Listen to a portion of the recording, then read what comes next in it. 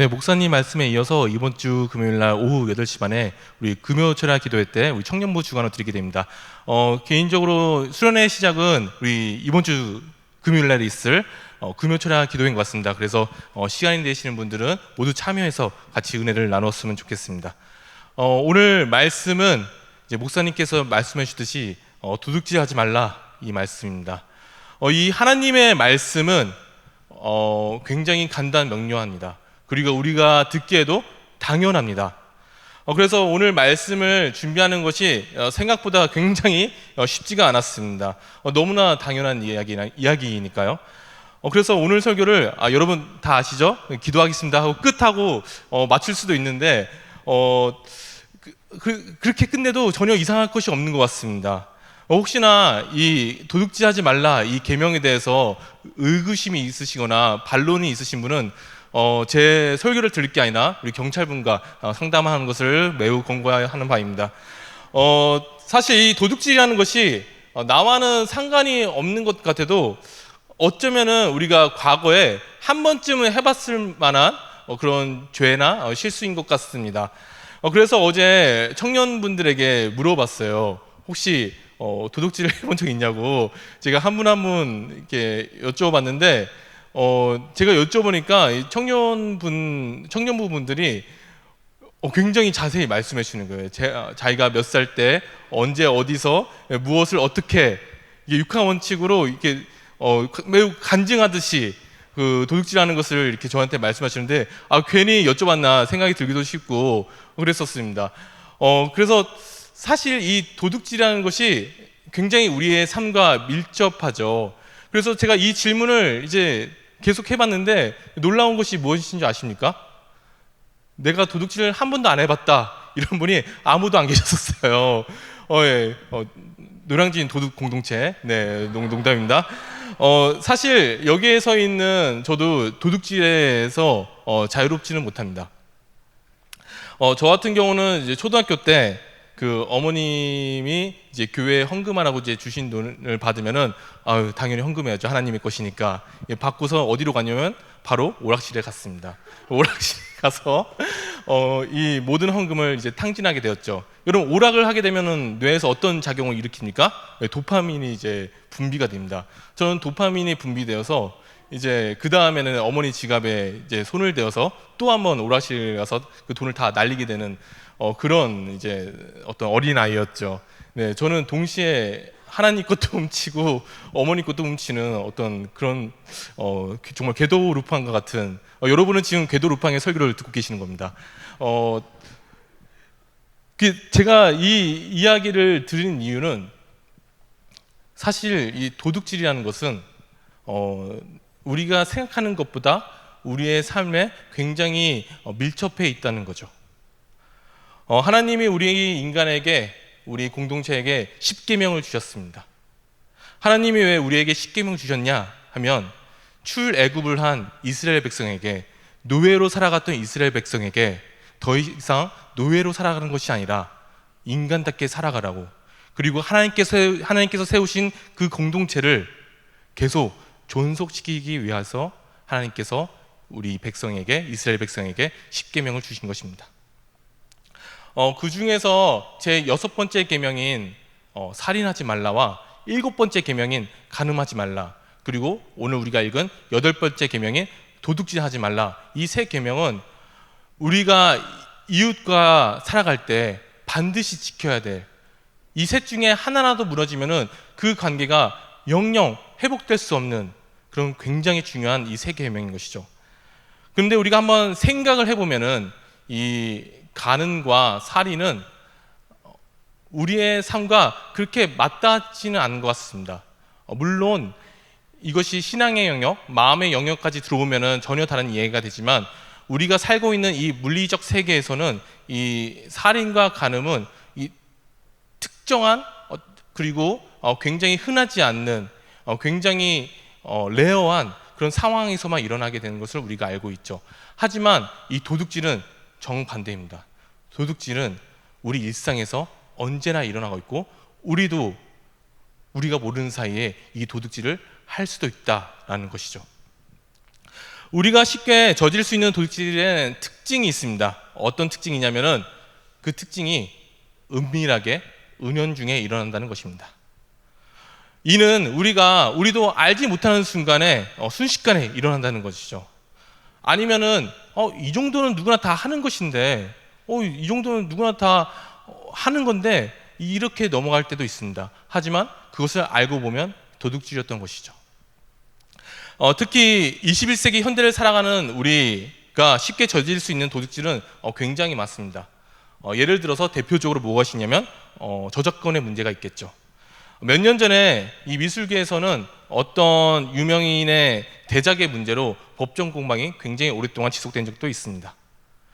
그리고 이 미술계뿐만 아니라 음악계에서도 이 표절 문제와 그 여러 가지 문제들이 과거에서부터 현재까지 끊임없이 이어지고 있죠. 이 문제는 비단 연예계나 어떤 예술계에만 일어나는 것이 아닙니다. 학계에서도 일어나고 산업계에서도 일어납니다. 그리고 제가 방금 말씀드린 어떤 이런 거시적인 구조에서만 일어나는 것이 아니라 일상을 살아가는, 평범하게 살아가는 우리 사이에서도 굉장히 빈번하게 일어나고 있다는 거죠. 영화나 웹툰을 정당한 대가 없이 불법적인 경로로 보고 또 즐기는 것, 그것은 도둑질입니다. 그리고 비싼 프로그램을 손쉽게 다운받아서 무료로 사용하는 것, 그것 또한 역시 도둑질입니다. 약 20년 전에 미국에서 제일 많이 불법적으로 유통되었던 영화가 있는데 혹시 그게 어떤 영화인지 아십니까? 그 영화 어떤 영화였냐면 패션 오브 크라이스트였습니다. 굉장히 우픈 일이죠. 이뿐만 아닙니다. 내가 학교에서 컨닝을 하거나 치팅하는 것, 그것은 그냥 컨닝 그 수준이 아니라 그것 또한 정확히 도둑질인 것입니다. 참 부끄러운 고백을 이제 할 시간이 왔는데 제가 직접 한 건 아니지만 너무 큰 죄는 아니니까 걱정은 안 하셔도 됩니다. 이 죄가 어떻게 생각났냐면 제가 설교를 작성하다가 문득 생각이 난 거예요. 내가 생각지도 않은 죄인데 하나님께서 조명하여서 생각난 죄, 그런 죄였습니다.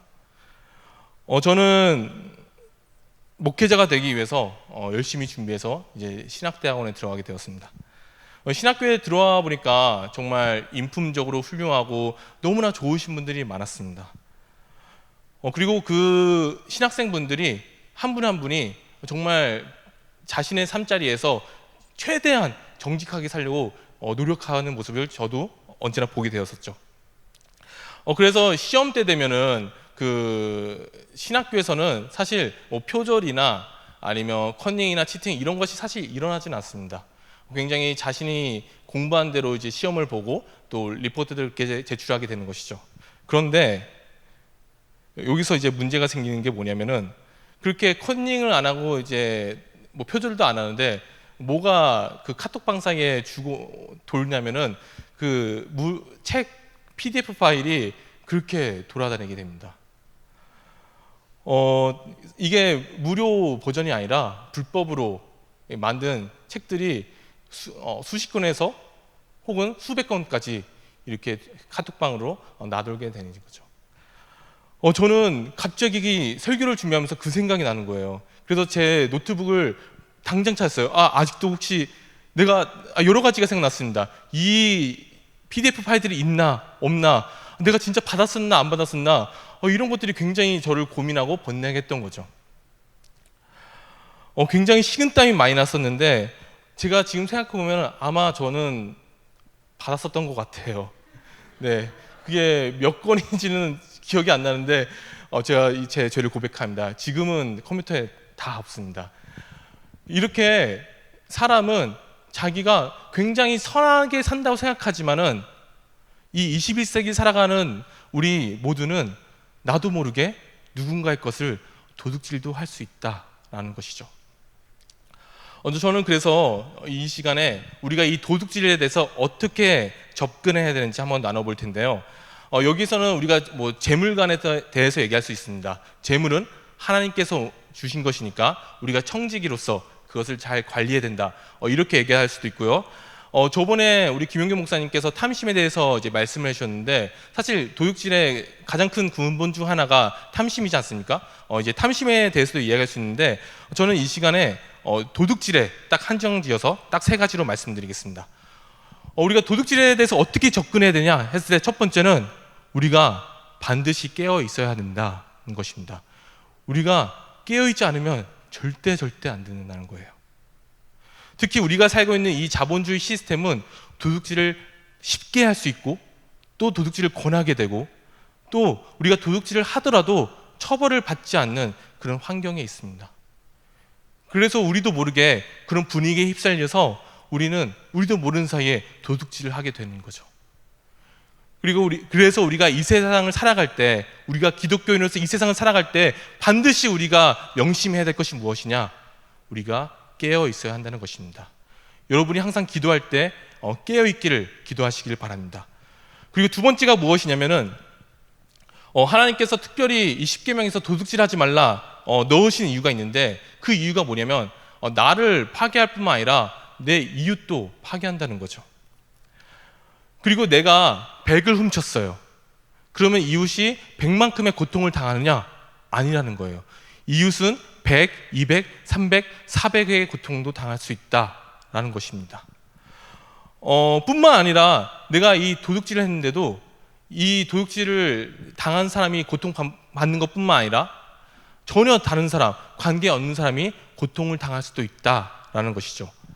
2008년에 미국 전체가 휘청하고 전 세계의 금융이 위기로 몰아갔던 그런 시대가 있었습니다. 이것은 이제 빅쇼트라는 영화로도 제작이 되었는데요. 아마 여러분도 많이 들어보셨을 텐데입니다. 릴먼 브라더스 사태라는 어떤 굉장히 금융적으로 어려웠던 시대였습니다. 이게 어떻게 일어난 일이냐면은, 미국 사람들이 이제 집을 사야 됩니다. 여러분, 집을 사야 될 때 우리가 무엇을 받아야 되죠? 대출을 받아야 됩니다. 대출을 받아야 되는데, 이게 어떤 형태냐면은, 우리는 한 집에 그 한 대출 받기도 어렵잖아요. 근데 이때 당시에는 집을 여러 채 사면은 그만큼 대출이 다 나오는 거예요. 그리고 대출을 심사할 때 이 사람의 뭐 재무 상태도 봐야 되고, 앞으로의 이제 앞날도 봐야 되는데, 그런 건 전혀 보지 않고 그냥 무조건 대출 승인을 해준 거예요. 왜 그럴 수 있었냐면은, 당시 미국 집값이 너무나 가파르게 상승했기 때문에 그런 것들을 그냥 대출을 줬던 것이죠. 그런데 이 대출을 하면은, 이 대출을 한 걸로 그 상품을 만들 수가 있어요. 채권이란 상품을 만들 수 있는데, 이런 대출의 그 채권의 상품의 등급이 사실은 다 좋지 않겠죠. 다 C등급인데, 이 C등급을 어떻게 하냐? 이 C등급을 다 묶어서 A등급으로 만드는 거예요. 그리고 이 A등급으로 된 채권을 또 시장에 파는 겁니다.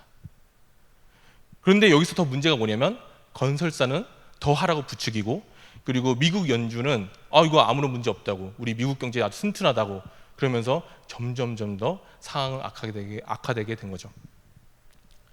그래서 결국에는 이것을 이제 못 참고 이제 미국이 하나하나 부도가 나기 시작합니다. 이 은행, 저 은행, 저 금융사, 이 금융사 하나하나 이제 파산 신청을 하게 되는 거죠.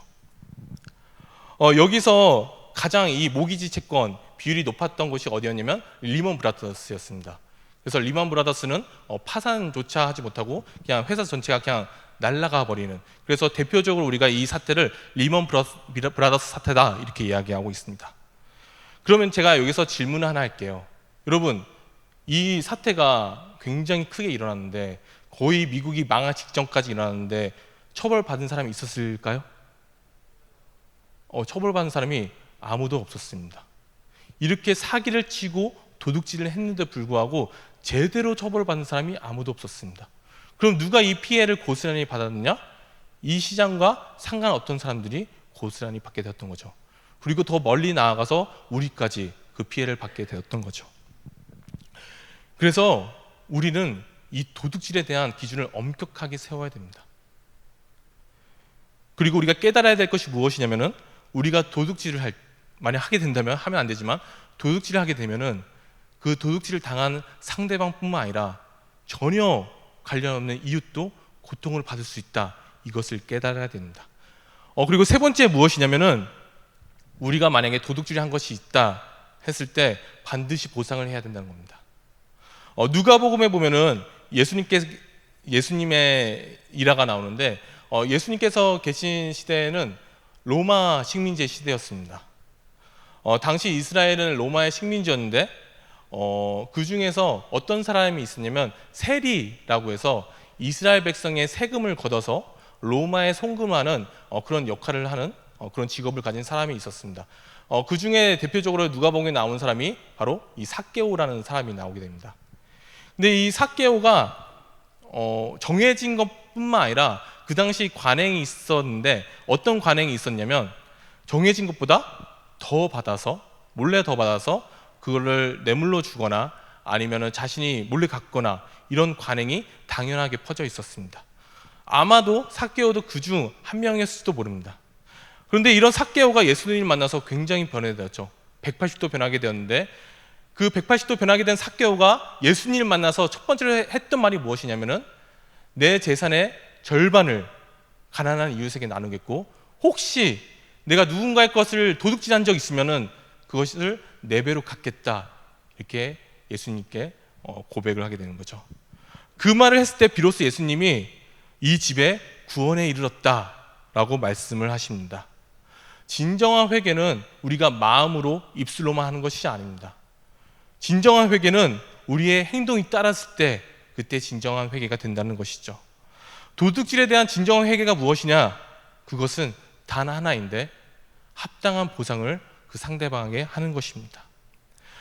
그래서 저는 이 3가지를 여러분과 꼭 기억했으면 좋겠습니다. 우리가 언제나 깨어 있어야 되고 이 도둑질은 누군가에게 고통을 주는 행위이고 그리고 우리가 도둑질을 했으면 반드시 보상을 해야 된다. 이 3가지를 깨달았으면 좋겠습니다. 그럼 도대체 저는 왜 설교 제목을 이렇게 지은 걸까요? 네, 여러분 오늘 설교 제목이 무엇이죠? 악마는 뒤처진 자부터 잡는다. 굉장히 무서운 말씀이죠. 지금부터 전해드린 말씀은 제가 방금 드린 말씀과 어쩌면 반대되는 이야기일 수도 있습니다. 우리는 이 도둑질에 대해서 언제나 경계해야 됩니다. 당연시 여기면 절대 안 됩니다. 그렇죠. 그런데 어떤 사람들은 그 사람이 굉장히 정직하고 선한 사람인데도 불구하고 어쩔 수 없이 그 상황이 도둑질을 하게끔 하는 상황으로 내몰린 사람들이 너무나 많습니다. 2020년에 어느 커뮤니티에 이런 글이 올라왔다고 합니다. 글쓴이는 어느 편의점 알바생이었는데 야심한 밤에 초등학생처럼 보이는 손님이 편의점에 들어왔대요. 그 글쓴이 분이 그 편의점 물건을 한창 이제 진행 중인데 그 편의점 물건을 정리하면서 딱 눈에 들어온 게 뭐냐면 그 초등학생이 삼각김밥 하나를 몰래 주머니에 넣은 것을 발견하게 되었다고 합니다. 그리고 이 초등학생이 물건을 다 골랐는지 그 카운터로 왔는데 카운터에는 몇백 원짜리 음료수 하나만 넣고 이제 계산을 하려고 했던 거죠. 그래서 그 알바생이 그 초등학생 손님에게 한마디를 했는데 뭐라고 했냐면 앞으로 그러지 마라 이 한마디를 했다고 합니다. 그 알바생의 말을 들은 그 초등학생 손님이 나지막이 죄송하다고 하면서 주머니에 있던 삼각김밥을 꺼냈다고 합니다. 그래서 이 알바생분이 초등학생에게 몇 학년이냐고 물어보니까 사실은 이 초등학생이 초등학생이 아니라 중학교 2학년이었던 거예요. 너무나 왜소해서 초등학생인 줄 알았던 거죠. 그 알바생분이 안타까운 마음에 그 중학생에게 먹을 거 더 고르라고 이야기를 했대요. 그 말을 듣는 학생이 너무나 기뻐서 웃으면서 먹고 싶은 걸 더 골랐는데 이제 빵 하나랑 삼각김밥 2개를 더 가져왔다고 합니다. 그래서 이 알바생이 마지막으로 하는 말이 뭐냐면은 대부분 이런 상황이 오면은 창피해서 그냥 죄송하다 하면서 그냥 나갈 텐데 얼마나 배고팠으면 그랬을까 싶었다고 이야기하는 글이 있었습니다. 참으로 마음이 먹먹해지죠. 우리가 살고 있는 이 세상은 어쩔 수 없이 살기 위해서 도둑질하는 사람이 있습니다. 그리고 굉장히 많이 존재를 합니다. 그리고 너무나 가슴이 아픈 것은 이 사람들이 살려고 노동을 하고 일을 해도 그 상황이 전혀 나아지지 않는다는 것이죠. 이런 처지에 놓이신 분들은 계속 그 악순환의 고리를 탈 수밖에 없다라고 이야기하는 것입니다. 이런 모습을 두고 기독교 연구를 연구하는 정용택 교수님은 악마는 그렇게 맨 뒤에 처진 사람부터 잡는다라고 표현을 합니다. 그래서 여기서 말씀드린 악마는 어떤 성경에 나오는 하나님을 대적하는 악마, 그런 악마가 아니라 맨 뒤에 있는 사람을 그렇게 끌고 가는 이 사회의 구조적인 모습을 바로 악마라고 표현하고 있는 것입니다. 빈곤에 시달린 사람들이 결국 도둑질할 수밖에 없는, 그리고 결국에 죽음에 이를 수밖에 없는 이 사회 구조를 이 교수는 악마다라고 이야기하고 있죠. 우리 교회는, 우리 노량진교회는 교단이 장로교회입니다. 이 장로교회 형태를 만드신 분은 장 칼뱅이라는 분입니다. 아마 교회 오랫동안 다니셨고 신학에 관심이 많으신 분은 한 번쯤은 들어봤을 법한 이름인데요. 이 장 칼뱅은 500년 전에 프랑스에서 활동했던 분입니다. 그리고 방금 말씀드렸듯이 장로교회 형태를 구성하셨고요. 근데 이분도 도둑질에 대해서 말씀을 하셨어요. 도둑질에 대해서 말씀하셨는데 어떻게 말씀하셨냐면, 도둑질은 절대로 정당화돼서는 안 된다. 도둑질은 어떠한 상황 가운데서도 용납할 수 없다. 그러나 도둑질이라는 것이 생각보다 복잡한데 이 도둑질이 일어나지 않기 위해서 우리가 해야 될 일이 있다. 그것이 무엇이냐 했을 때 칼뱅은 우리가 선을 베풀어야 된다, 이렇게 이야기하고 있습니다. 자비를 베풀어야 된다, 이렇게 이야기하고 있죠. 도둑질의 반대는 도둑질을 안 하는 것이 아니라 선을 베푸는 것이라고 칼뱅이 이야기하고 있습니다. 하나님이 우리에게 왜 도둑질하지 말라라는 계명을 주셨습니까? 왜 우리에게 이런 계명을 주셨습니까? 하나님께서 이 계명을 우리에게 주신 이유는 그냥 너희가 남에게 피해 끼치지 않는 성까지만 살아라, 그런 것이 전혀 아닙니다. 하나님께서 이 계명을 주신 이유는 우리가 이 세상을 살아갈 때 우리의 공동체와 우리의 이웃을 한 번 더 돌아보라 라고 말씀하시기 위해서 이 계명을 주신 것입니다. 적어도 내 주변에 있는 사람은 도둑질을 할 상황에 처하지 않게 그렇게 돕고 선을 베풀라고 말씀하시는 거죠. 사랑하는 노량진교회 청년부 여러분, 여러분의 비전은 무엇입니까? 비전은 우리가 얼마큼 벌고 우리가 어느 위치에 가고 어느 회사에 가고, 사실 이런 것은 비전이 아닙니다. 그것은 단순한 목표일 뿐이죠. 우리가 가져야 할 진정한 비전은 우리가 받은 하나님의 사랑을, 하나님의 은혜를 내 이웃과 어떻게 나누겠다, 이것이 진정한 여러분의 비전이 될 줄로 믿습니다. 여러분이 정말 그런 꿈을 가졌으면 좋겠습니다. 적어도 내 주위 반경에 있는 사람은 절대 굶지 않게 하겠다. 적어도 내 주변에 있는 사람들은 교육에서 소외되는 일은 없게 하겠다, 이런 비전을 가졌으면 좋겠습니다.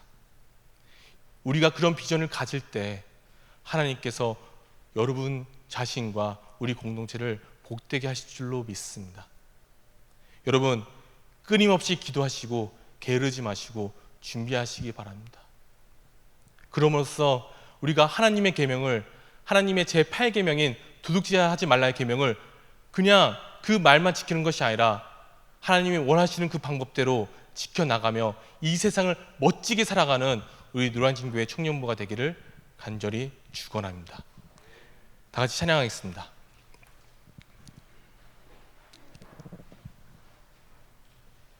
저는 개인적으로 참 감사한 것이 있습니다. 감사한 것이 무엇이냐면은, 저는 우리 노량진교회와 청년부가 그런 하나님의 선을 베푸는 일에 굉장히 열심을 다하는 것을 언제나 보게 됩니다. 구체적인 것을 제가 말할 수는 없지만은 우리가 모르는 그 사이에 그런 하나님의 선과 그 우리의 자비가 이곳 가운데 흘러난 것을 제가 목격할 수 있었던 것이죠. 저는 우리 공동체가 이 모습을 잃지 않았으면 좋겠습니다.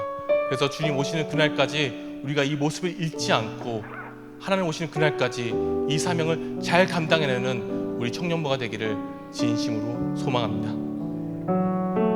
다 같이 일어나서 찬양하겠습니다. 내 안에 가자. 내 안에 가장 위한 것 예수를 알미라.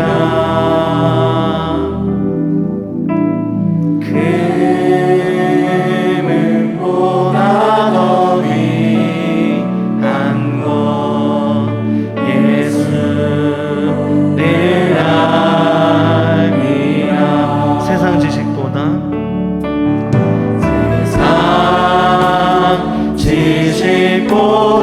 귀한 것 예수를 알미라. 내 안에 가장 귀한 것 예수를 알미라. 예수의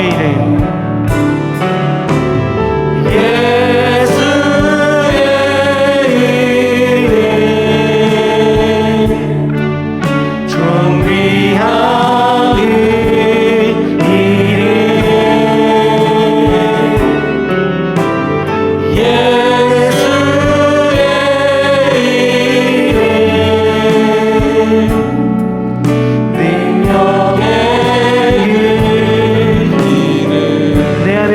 귀한 것 내 안에 가장 귀한 것 예수를 알미라.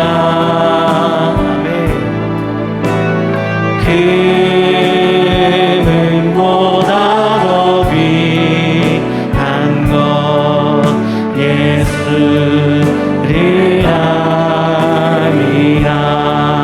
세상 지식보다